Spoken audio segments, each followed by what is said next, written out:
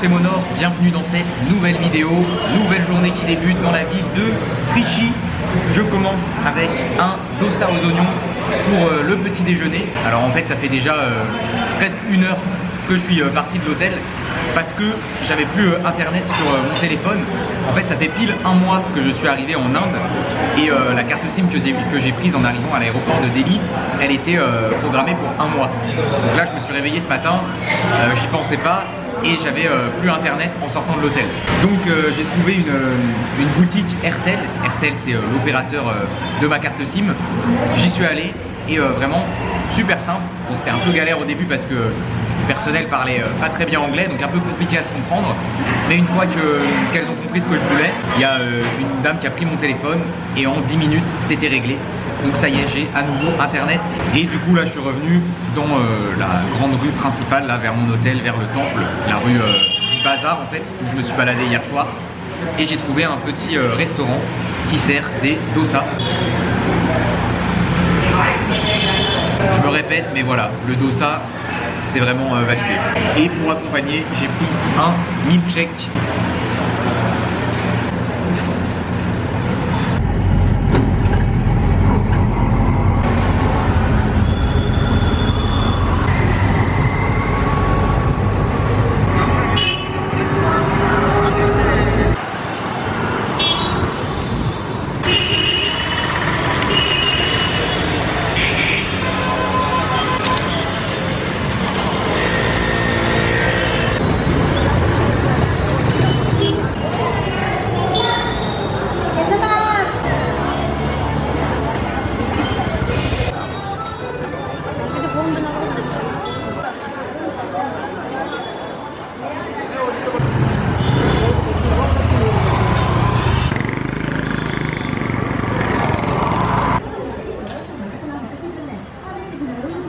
Juste après avoir pris mon petit déjeuner, j'ai pris un tuk-tuk pendant environ 20 minutes pour rejoindre le quartier de Sri Rangam dans lequel se trouve le temple de Sri Rangam qui est le plus gros temple hindou de toute l'Inde qui s'étend sur 63 hectares et qui est composé de 21 gopurams. Le tuk-tuk en fait m'a déposé au pied du gopuram principal, du plus gros, qui mesure 67 mètres de haut. C'est vraiment impressionnant, vraiment magnifique. Vraiment c'est ouf en fait parce qu'il est en plein milieu de la ville quoi.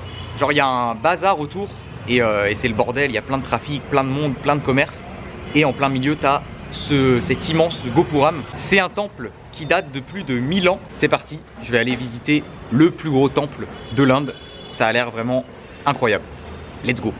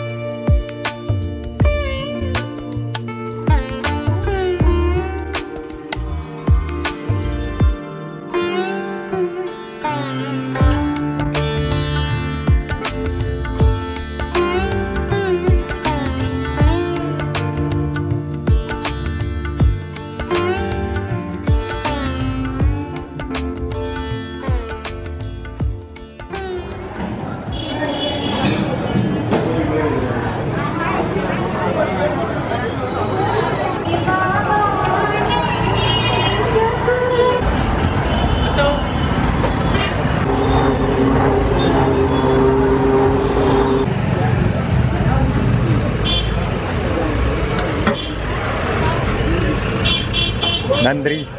Je viens de sortir du temple. Là, je suis juste au pied du gros Gopuram principal. Petit jus de canne à sucre.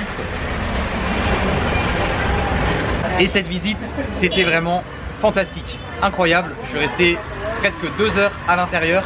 En fait, l'accès au temple est gratuit et j'ai dû payer 100 roupies pour pouvoir filmer à l'intérieur. C'est vraiment immense, un truc de fou. Bon, en même temps, c'est le plus grand temple du pays, donc forcément. Et ouais, à l'intérieur, vraiment plein de statues dans les murs. On sent que c'est vieux, on sent que les bâtiments ont du vécu. Il n'y avait pas tant que ça de monde, franchement ça va. En fait, c'est tellement grand qu'on se rend pas compte qu'il y a du monde. Genre, il y a plein d'espaces où j'allais, où il y avait quasiment personne, où c'était calme. C'est le plus beau temple clairement que j'ai vu depuis que je suis arrivé en Inde.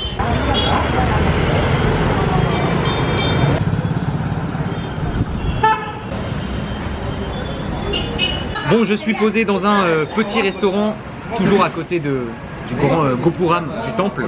J'ai pas très faim ce midi parce qu'il fait super chaud. Là vraiment je suis en train de crever de chaud, il fait 35 degrés. Et en plus j'ai pris mon déjeuner assez tard et j'ai bien mangé ce matin. Donc je suis juste parti sur une petite assiette de 5 momos frits. Momos, yes. Veggie. Des momos veggie aux légumes, servis avec du ketchup. Et ça fera très bien l'affaire pour le repas de ce midi. Pas mal du tout.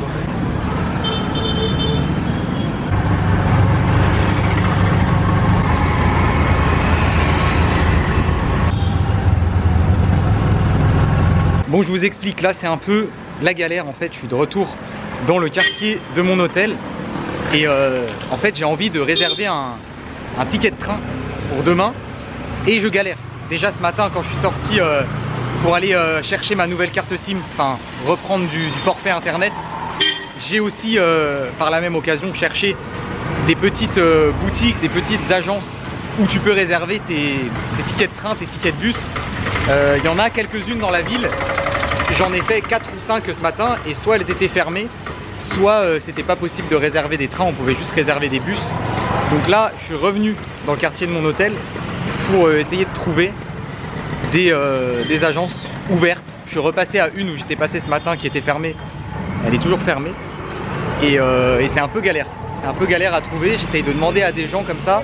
J'ai déjà demandé à mon hôtel si il pouvait m'aider, mais il m'a dit hier en fait le gars que dans le quartier il y avait plein de petites agences où je devrais pouvoir trouver facilement. Mais c'est pas du tout facile. C'est très compliqué. En plus les gens ici parlent pas très bien anglais, donc c'est assez galère de se faire comprendre.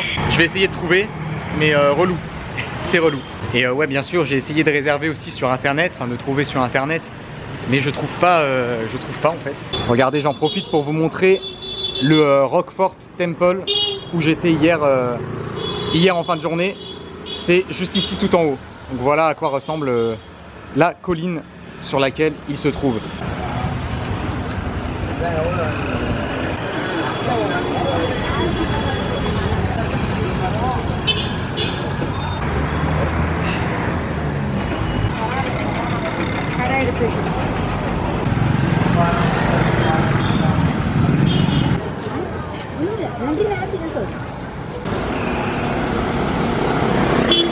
Ça y est, j'ai enfin trouvé une agence ouverte.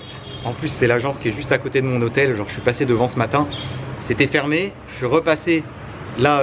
En fait, c'est juste à côté de là où le tuk-tuk m'a déposé tout à l'heure. C'était toujours fermé. Et là, je viens de repasser par là et c'est ouvert. Mais le train que je veux prendre est complet. Donc, j'ai vraiment perdu mon temps pour rien aujourd'hui. Mais bon, c'est pas grave. J'ai demandé s'il y avait un bus qui allait directement là où je veux aller. Et il m'a dit que non, enfin qu'il n'y avait pas de bus privé, qu'il fallait que je prenne les bus de ville, les city bus, et que ça allait me prendre à peu près 5 heures. Je vais compter 6 pour être large, alors qu'en train ça en prenait 4.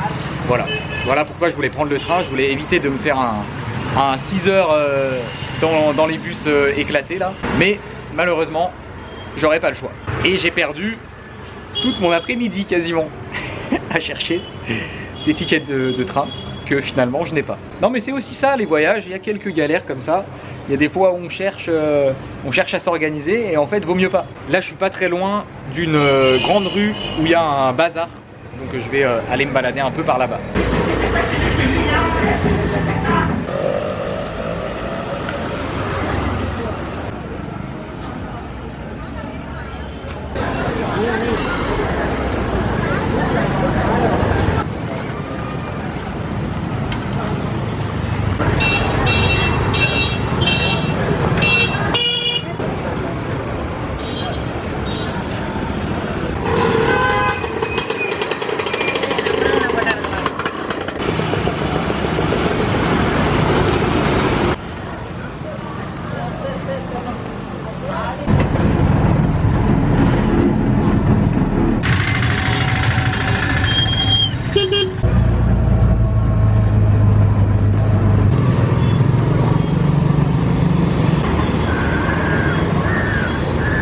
J'ai pris un tuk-tuk pendant une dizaine de minutes depuis la rue du Bazar là. Bon, en fait c'était une grosse rue assez animée, pas mal de commerces, mais pas extrêmement intéressante pour se balader.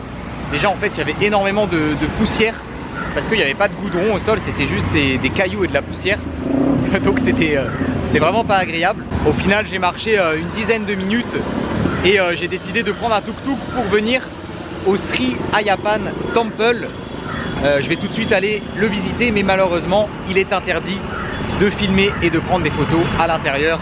Donc vous ne pourrez pas voir à quoi ça ressemble. Je vous retrouve tout de suite dès que j'ai fini la visite. Je ressors du temple à l'instant. Alors j'ai fait le tour assez rapidement, hein. Je suis resté seulement une dizaine de minutes à l'intérieur. C'est pas très grand, mais c'est très joli et très calme. Les règles ici sont bien strictes.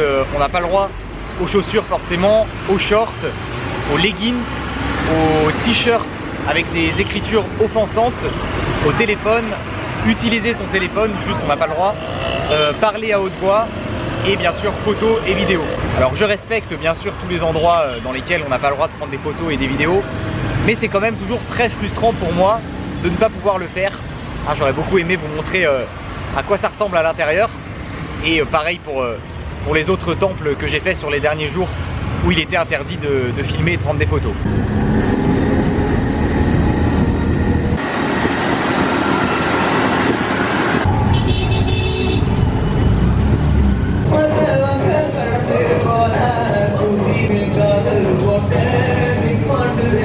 Bon, j'ai pris un tuk-tuk, je suis de retour pas très loin de mon hôtel et j'ai trouvé un bar.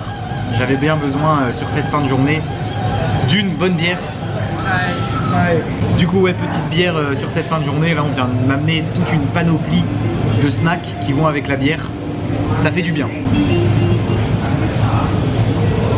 Alors la pinte de bière, enfin la grande bière, 650 ml, elle est à 400 roupies. Donc c'est assez cher. Mais il y a tout un assortiment de snacks avec, de trucs à manger vraiment. Je m'attendais pas à ça. Carrément même un petit plat là avec un œuf et tout dedans. Incroyable. C'était une après-midi de galère hein, finalement un peu. Enfin, à part le temple là que je viens de voir. Et encore j'ai pas pu filmer à l'intérieur. Mais sinon j'ai l'impression d'avoir passé l'après-midi à galérer avec mon histoire de ticket de train.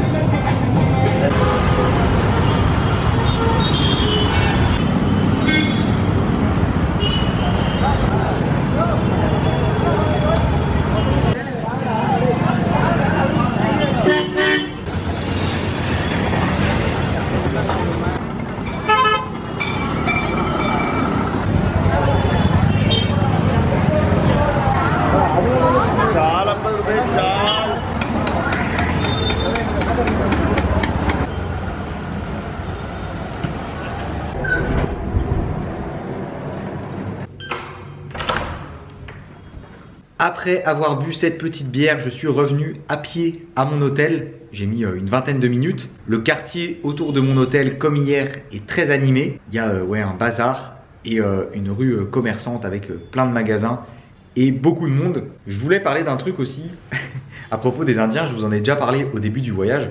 En fait, ici, pour affirmer quelque chose, pour dire genre oui, et ben on bouge la tête comme ça, un peu comme quand nous, on dit non, en fait. Genre comme ça. Et dans le nord de l'Inde, je l'ai beaucoup vu. Mais là, dans le sud, depuis que je suis dans le sud, c'est vraiment beaucoup plus que dans le nord. Genre vraiment, tout le temps, on me fait ça. Tout le temps, tout le temps, tout le temps. Dès que les gens parlent avec toi, genre, ils font tout le temps ça. Et des fois, ça peut porter à confusion. Parce que pour moi, ça veut dire non. Et donc, quand on me demande quelque chose, ou enfin qu'on me pose une question ou quoi, en général, en anglais, je dis genre no ou no thank you. Et en même temps, je fais ça. Et du coup, je me dis merde, faut pas que je bouge la tête comme ça parce que pour eux, ça veut dire oui. Donc, des fois, ils me reposent la question et genre, je fais no thank you. Et du coup, je pense que pour eux, c'est vachement contradictoire. Donc, j'essaye de plus le faire, mais c'est vraiment un réflexe quoi. Genre, pour moi, quand je dis non, je fais toujours ça. Mais sauf que eux, quand ils font ça, ça veut dire oui. Donc, c'est compliqué des fois pour se comprendre. Je tenais à vous parler de ça. parce que c'est quelque chose qui me marque depuis que je suis arrivé dans le sud. Déjà dans le nord un peu, mais ouais là vraiment dans le sud c'est abusé. Tout le monde fait ça tout le temps. Je suis dans ma chambre, je me pose un petit moment ici tranquillement avant de ressortir pour manger.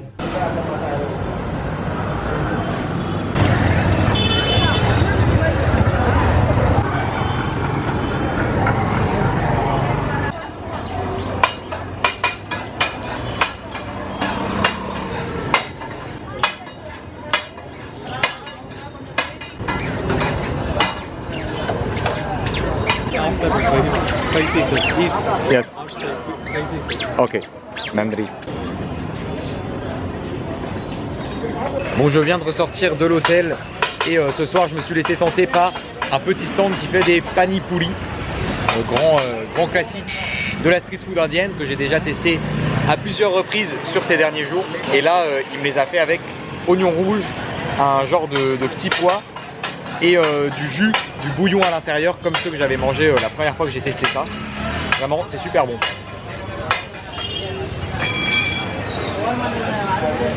Et ça coûte seulement 25 roupies pour 10 pani puri. Là, il m'en a préparé 5. Il m'a dit tu manges les 5 et après je t'en prépare 5 autres. Ok, Nandri. Deuxième tournée. Vraiment, ça passe bien. Hein. J'aime beaucoup. Hein.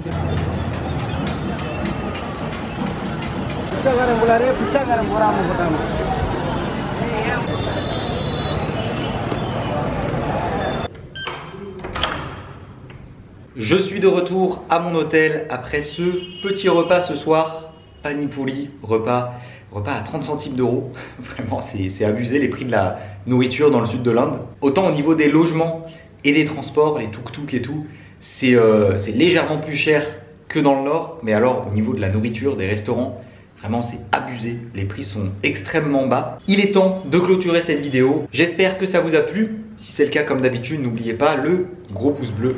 Abonnez-vous à la chaîne si ce n'est pas déjà fait. Et je vous dis à très bientôt pour une nouvelle vidéo.